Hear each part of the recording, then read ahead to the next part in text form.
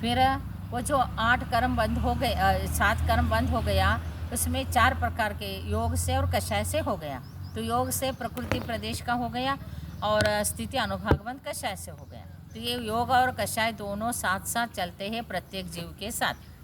तो प्रकृति का कर्मों का, प्रकृति का अर्थ है स्वभाव, प्रकृति। प्रदेश का अर्थ है कितना कर्म पुंज आ रहे हैं, क्वांटिटी, प्रदेश का अर्थ है।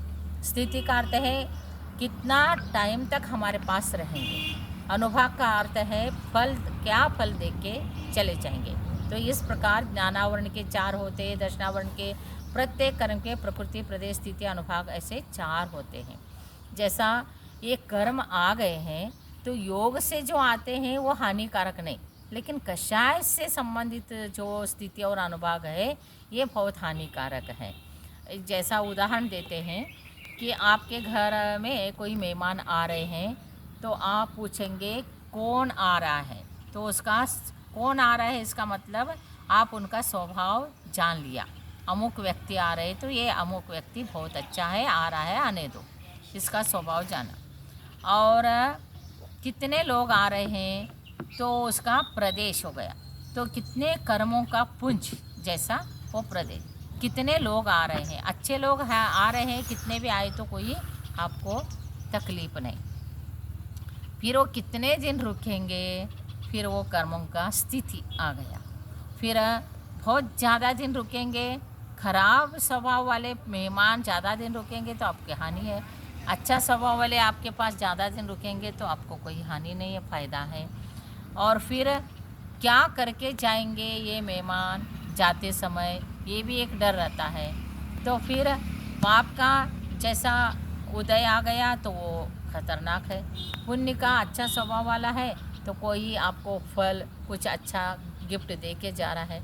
तो वैसा ही अनुभाग ये स्वभाव फल देने का। तो जो हमारे पास कर्म योग और कषाय से आए हैं उसमें पुण्य भी कर्म आए हैं, पाप भी कर्म आए हैं। अच्छा भी फल देने वाले हैं, बुरा भी फल देने वाले। लेकिन हमारे भाव, अच्छा भाव से जो कर्म आया है वो पुण्य कर्म अधिक आया है, पाप कर्म कम आया। और जो बुरा भाव में आया तो पाप कर्म ज़्यादा आ गए और पुण्य कर्म नहीं, जैसे जितना समझ लेना इतना आ गया। तो फिर इनके स्वभाव कैसे है, तो ज्ञानावरणी कर्म का स्वभाव है जैसा ये पर्दा, आँखों के सामने पर्दा ले तो विशाल समुद्र भी नहीं दिखता, सामने वाले भी नहीं दिखता। इस प्रकार किसका स्वभाव है, ज्ञानावरणी। तो इसलिए कहा है इधर ज्ञानावरण आदि कर्म का जो स्वभाव बताने के समय देवता के मुख पर ढके वस्त्र के समान ज्ञानावरण कर्म है और द्वारपाल के समान दर्शनावरण कर्म। द्वारपाल क्या करता है, राजा के पास जाने नहीं देता है, वैसा ये दर्शनावरण कर्म आत्मा के पास जाने नहीं देता, आत्मदर्शन नहीं करने देता। और शहद लपटे तलवार के समान वेदनीय कर्म है। शहद का अर्थ है क्या है कि एक तलवार है, उसमें शक्कर गुड़ लगा हुआ है, तो गुड़ लगा है तो वो गुड़ के लिए चाटता है जेब से, लेकिन वो कट गया तो ये एक क्षण के लिए मीठा लगा, लेकिन बहुत देर तक उसका वेदना भोगना पड़ता है। ऐसे वेदनीय कर्म, वेद यतीति वेदने, दुख कराता है वो वेदनीय कर्म है, उसका स्वभाव है। और मदिरा के समान मोहनी कर्म, जैसा शराब पिया हुआ व्यक्ति है और वो शराब पिया हुआ व्यक्ति क्या करता है कि उसको भान नहीं रहता है, वो किसको क्या कह रहा है, कहाँ पर है, क्या कर रहा है, उसको सूध बोध नहीं रहता है। वैसे मोहनी कर्म के कारण इस जीव को मैं संसार में रहते हुए भी अपने आत्मा के तरफ ध्यान नहीं, या कुछ संसार में भी क्या विवेक है वो नहीं होता है।